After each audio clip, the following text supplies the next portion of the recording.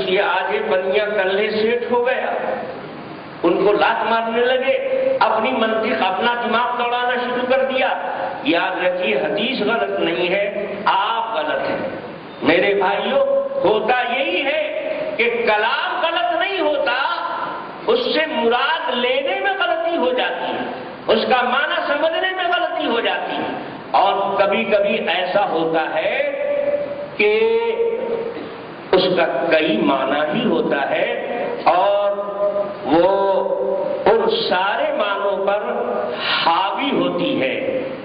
اس بات کے سب معنی درست ہوتے ہیں، وہاں پر ائمہ مجتہدین میں سے کوئی یہ معنی لے لیتا ہے، کوئی وہ معنی لے لیتا ہے، کوئی وہ معنی لے لیتا ہے، تو کوئی حدیث کے خلاف نہیں ہے، وہ جتنے معنی ہیں سب حدیث کے مطابق ہیں۔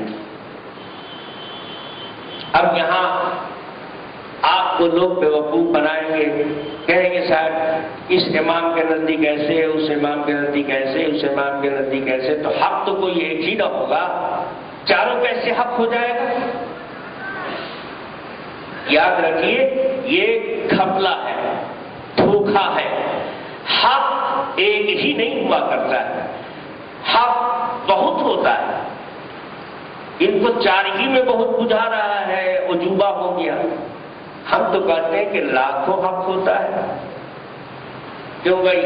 انبیاء کتنے آئے ہیں اس دنیا میں؟ اللہ تعالیٰ نے کتنے پیغمبروں کو بھیجا ہے؟ کم سے کم لاکھ سے تو اوپر ہی ہیں۔ اب بتاؤ جتنے انبیاء آئے ہیں سب حق پر آئے ہیں کہ کوئی باطل پر بھی آیا ہے؟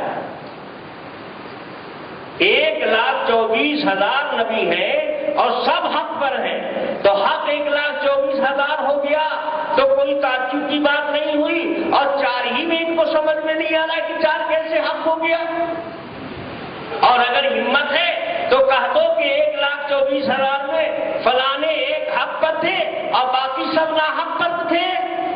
کوئی مائی کا لال مسلمان رہتے ہوئے یہ ہمت نہیں کر سکتا کہ کسی پیغمبر کے بارے میں کہہ دے کہ وہ ناحق پر تھے۔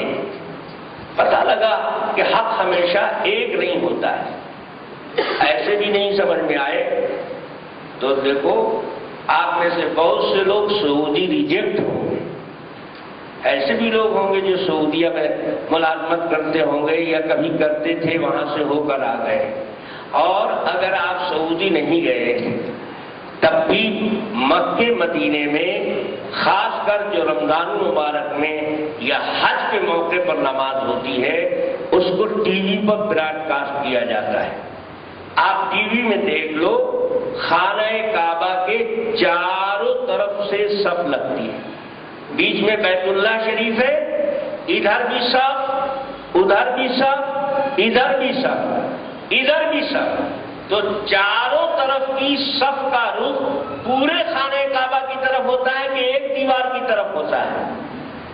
ادھر جو لوگ صف بنائے ہوئے ہیں اس دیوار کی طرف ان کا چہرہ ہے، ان کے سامنے والی دیوار کی طرف چہرہ ہے۔ ادھر جو لوگ صف بنائے ہوئے ہیں ان کا اس دیوار کی طرف رخ ہے؟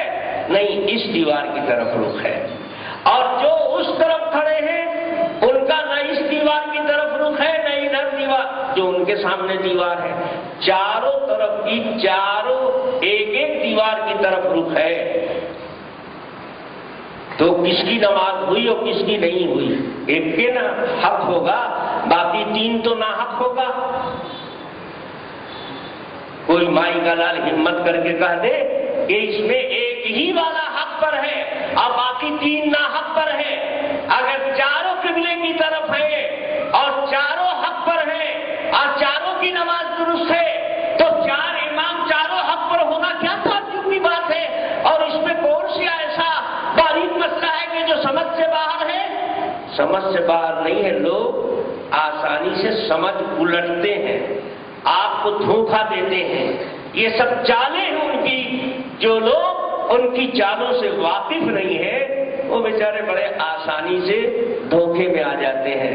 وہ آپ کہیں گے کہ حدیث میں ایسے آتا، اللہ کے رسول ایسے کرتے ہیں اور آپ لوگ ایسے کرتے ہیں، آپ لوگ ایسے ایسا کرتے ہیں امام کے کہنے کی وجہ سے، حالانکہ اللہ کے رسول یہ کہہ رہے ہیں آپ امام پر ایمان لائے ہیں کہ رسول اللہ پر ایمان لائے ہیں۔ اب آٹومیٹک ایک عام مسلمان جس کو کوئی علم نہیں ہے، جانکاری نہیں ہے، اس کو یہی کہنا بھی چاہیے کہ ہم ایمان لائے ہیں رسول اللہ پر، امام پر تھوڑے ایمان لائے ہیں۔ لیکن یہ سوال کھپلا ہے، اس نے اس سوال میں منوا لیا آپ کو کہ امام اینٹی پارٹی ہے نبی کے، امام کچھ بول رہا ہے، نبی کچھ بول رہے ہیں۔ کھپلا یہی دے دیا، سوال ہی غلط کر دیا۔ اگر کوئی آپ سے پوچھے کہ صاحب آپ مہاراشٹری ہیں کہ آپ ہندی ہیں، انڈین ہیں، یہ بتائیے، یہ سوال صحیح کر رہا ہے وہ۔ جو مہاراشٹری ہے وہ پہلے انڈین ہے، انڈین نہیں ہوگا تو مہاراشٹری کیسے ہوگا؟ ٹکرا دینا، مہاراشٹری کو انڈین کے خلاف بتا دینا، یہ گھپلا دھوکا ہے سراسر۔ اس کو یہ سوال کرنے کا حق ہی نہیں ہے کہ آپ انڈین ہیں کہ مہاراشٹری ہیں۔ ارے انڈین جو ہوگا وہی مہاراشٹری ہوگا، جو انڈین نہیں ہوگا مہاراشٹری کیسے ہوگا؟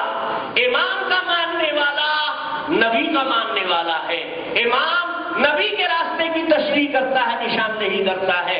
یہ کیسے تم نے کہہ دیا کہ امام کا ماننے والا اینٹی ہے نبی کے ماننے والے کے؟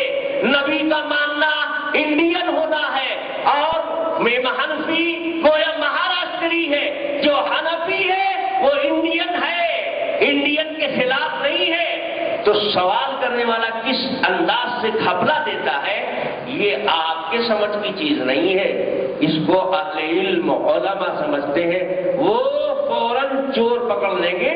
آپ کو جب کوئی کہے دیکھو حدیث میں یہ ہے، تو آپ کہیے صاحب ہم تو تجارت کرنے والے آدمی ہیں، کپڑا بیچتے ہیں، ہوٹل والے آدمی ہیں، کھانا بناتے ہیں، کھانا بیچتے ہیں، گھڑی ساز ہیں، ہم گھڑی بناتے ہیں، ہم سے آپ گھڑی کی بات کیجئے، حدیث کی بات مت کیجئے۔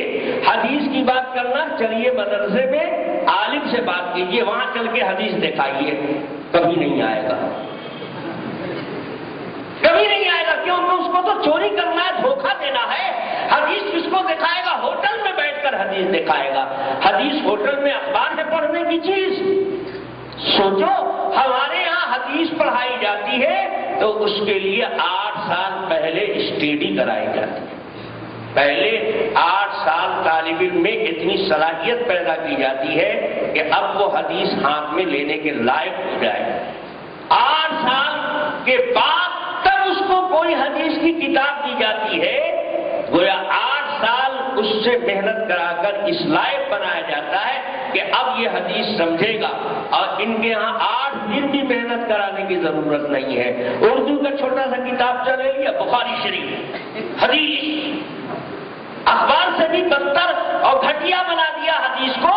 بخاری کا تو جنازہ نکال دیا، کباڑہ نکال دیا، اس کی اہمیت کو ختم کر دیا۔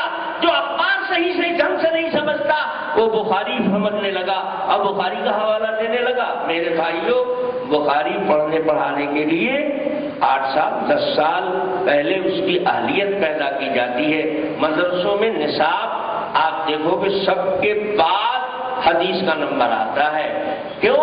اس لیے کہ حدیث اللہ کے نبی کا کلام ہے، اس کو سمجھنے کے لیے جتنی لیاقت کی ضرورت ہے، صلاحیت کی ضرورت ہے، علم کی ضرورت ہے، استعداد کی ضرورت ہے، پہلے وہ استعداد اہلیت اس میں پیدا کی جائے، جب اس لائق ہو جائے اب وہ کتاب اس کے ہاتھ میں۔ جیسے قرآن پاک ہے کہ ہر کتاب کی طرح بے وضوء نجاستیں میں ناپاکیے میں ہاتھ لگا